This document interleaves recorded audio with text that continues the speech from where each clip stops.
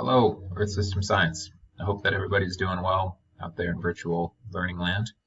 I'm here to deliver your weekly agenda for April 27th through May 1st.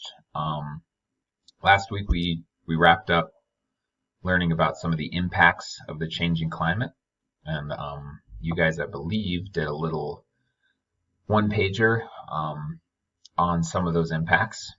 And this week, we're moving into what I would call the meat and potatoes of Earth System Science, learning about the structure of Earth,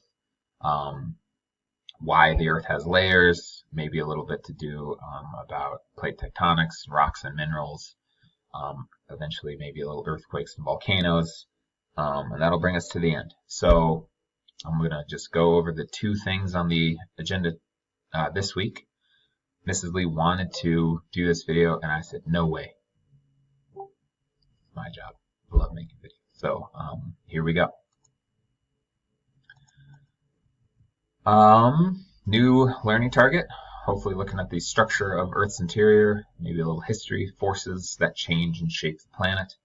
But before we get into any of that, we need to understand a little bit about density. So we'll go over this first item, the virtual density lab. And then give you a very brief run through on how to get to the Earth's Interior WebQuest website. And that's it. So I'll follow my virtual density lab document here. There's some pre-lab questions about density. If you have some background knowledge on density, feel free to answer those with as much knowledge as you have. If you don't, then do your best, right? What do you think is denser? Wood or styrofoam? Why? You know, it's important to have a reason why you think that. What do you think will be denser, a piece of lead or a piece of aluminum? Again, why? I think a lot of us have maybe some practical experience with density, but maybe not so much the science behind what makes something dense or less dense. And it all has to do with this equation right here. D equals M over V. D equals M over V. In this case, this is actual density. Sorry, my thing's probably moving here. M is mass, right? And V is volume.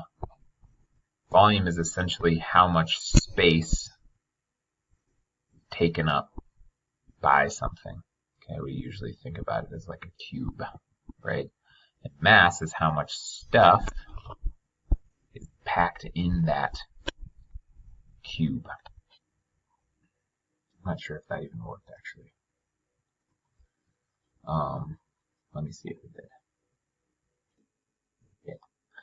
So we are going to be going to a PhET simulation to help us understand how to calculate density. I'm going to go over maybe one or two calculations with you so that you get a handle on it. But the real goal is to fill out the rest of this document. The first table here is going to have you using one material and calculating the density of that material using mass and volume, which we'll do maybe one together. Answering some questions. The last one, I think, probably the most fun, is to take a mystery item and try and figure out what it is, right? What material it's made out of.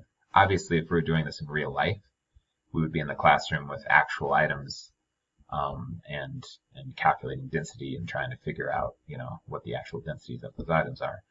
This is just the best we could come up with virtually. So have some mystery items, figure out what they're made out of. We're going to watch a video, then you're going to do a reflection. Okay, so let's go to the PhET simulation. Okay, it begins with a block of wood. Notice some of the things I can change around here. Wood floating in a tub of water. So it gives you the mass of the piece of wood. It is 2 kilograms. Okay. The volume of the wood is also given here as 5 liters, right? So this block is like a cubic volume of 5 liters. In order to, and this, it says it on your instructions, but in order to actually get the perfect volume, you have to make sure that the block is completely submerged under the water. So notice that over here, if I take this block out, this tub, this cube of water with the tub with nothing in it is 100 liters. If I put the block in there, it looks like it's displacing 2 liters, but if I submerge it, I'm at 5, right? Which actually matches what this table says here. So if I take my mass of 2 kilograms and my volume of, if I submerge it, 5, I can calculate density, right? So if I scroll down here and I have my density equals love, it almost looks like a heart, right? Density equals mass over volume.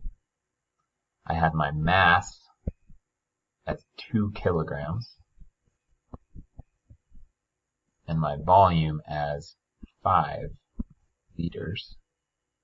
And if I do that calculation, I end up with, gotta open up my calculator just to make sure I can do things, 2 divided by 5, 0.4.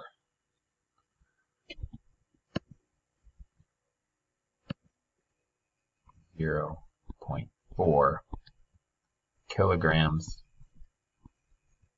per liter.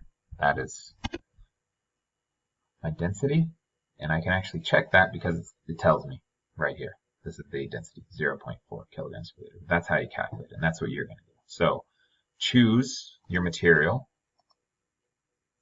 And then your instructions tell you to name it, and then change its mass a couple times and recalculate its density and see what happens, right? So move the mass of this brick a couple times and see what happens to density. Then move forward. So answer the questions. Then we'll work on the mystery ones, table B, right? So it says on the right side of your screen, click on mystery blocks. We can click on the mystery blocks right over here on the right. And then find the density of each object, click on the show table, and identify what each object is made of. So let's do A together. I think it'll be easiest. So A here, so my block A, to get my mass, put it on the scale. Got 65.14 kilograms. I'll write that down real quick. Mass equals 65.14 kg.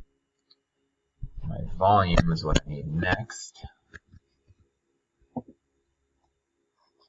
And I remember I have to submerge, don't want that stuff to get in there.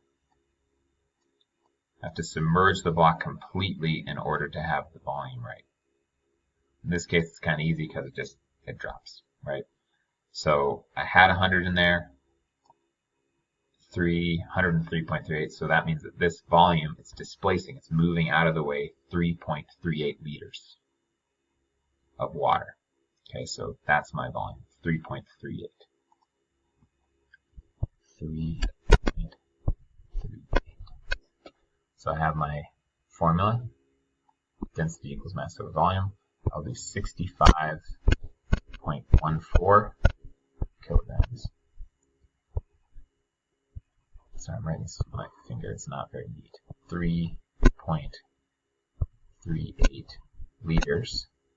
And I end up with a density of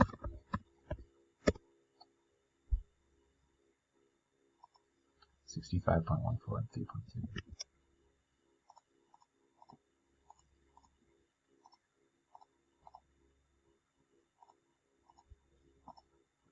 $19.27.